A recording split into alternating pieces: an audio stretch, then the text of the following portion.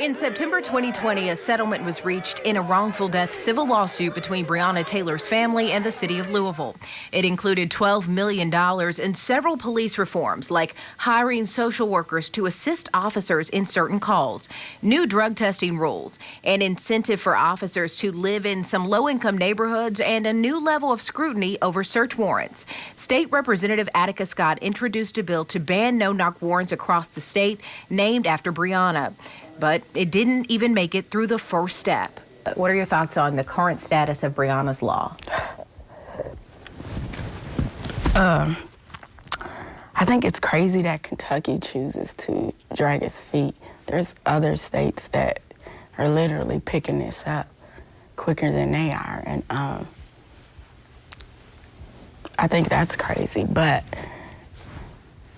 to know that other states see the need for it, to know that it's been a problem, it's been a thing. It didn't just start with Breonna, you know. And I don't understand why they wouldn't want it, even the police, because to me, if you know that you're doing your job properly and you know you're going to do the right thing, wouldn't you want that? Just to protect yourself, for that matter. Palmer says she hasn't been kept in the loop by LMPD leaders on the progress of the other promised reforms. So to be clear, reforms to you are not justice. No, not at all. It's not justice. It's in hopes that people will do the right thing to not have to, so we don't have to be doing this next year or the year after that or whenever. And that's good if people are truly doing what they're supposed to do. But it has nothing to do with that night, though.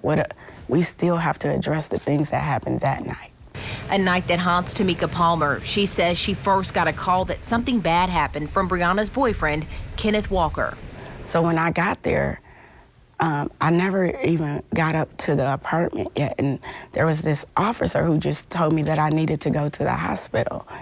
And so I did, and I went there and sat and waited for 2 hours, and then they were like, we haven't even got a call that she's even on the way.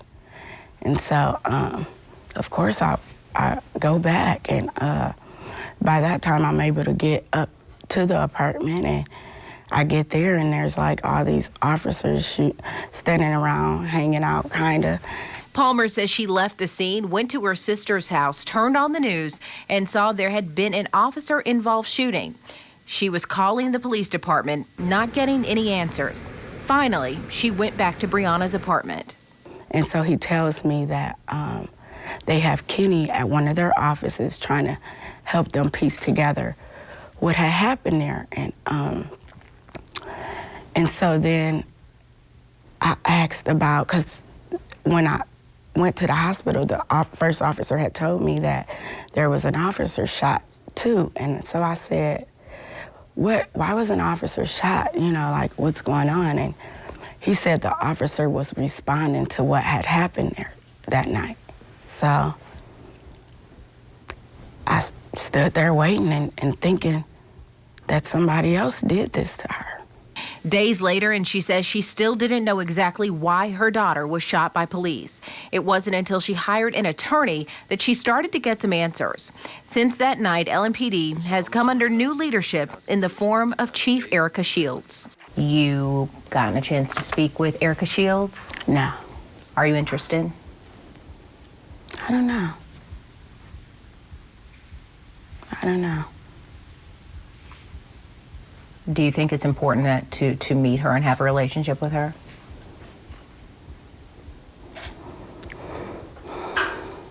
I think I got some questions, you know. I think, yeah, I definitely have some questions. Palmer says if the officers aren't charged, Breonna will never get justice. Carrie Grace, WLKY News.